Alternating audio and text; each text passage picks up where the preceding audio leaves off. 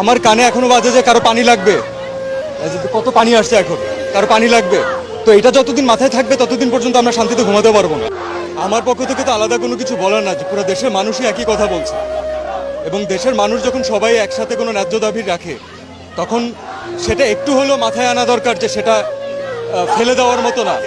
তো আমরা আমাদের যে ভাইরা, যে বোনগুলো মারা যাচ্ছে, যে ভাইটা মারা গেল, দেখেন যদি আপনি সুস্থ স্বাভাবিক মানুষ হন, আমরা রাত্রেবেলা ঘুমাতে পারবেন না।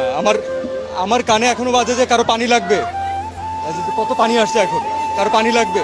তো এটা যতদিন মাথায় থাকবে ততদিন পর্যন্ত আমরা শান্তিতে ঘুমাতে পারবো না। এবং এটা দেশের একজন নাগরিক হিসাবে আমরা তো সারা জীবন মানুষের জন্যই কাজ করেছি। আমরা যারা এন্টারটেনমেন্ট ইন্ডাস্ট্রিতে কাজ করি, আমরা কার জন্য কাজ করি?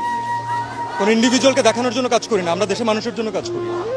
তো আজকে তাদের যে ছাত্ররা, যারা ইয়াংরা, যারা হচ্ছে আমাদের মেইন অডিয়েন্স, যাদের আমাদেরকে প্রয়োজন, আমরা যদি তাদের সাথে না দাঁড়াতে পারি তাহলে আসলে কেন কাজ করলাম? এর থেকে কাজ না করা ভালো, অন্য কোনো কিছু করা বেটার।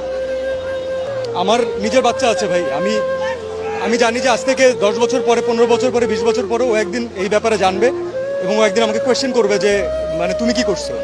তখন আমি বুক উঁচু করে বলতে চাই যে না, আমি কিছু চেষ্টা করছি। So definitely I am with the students.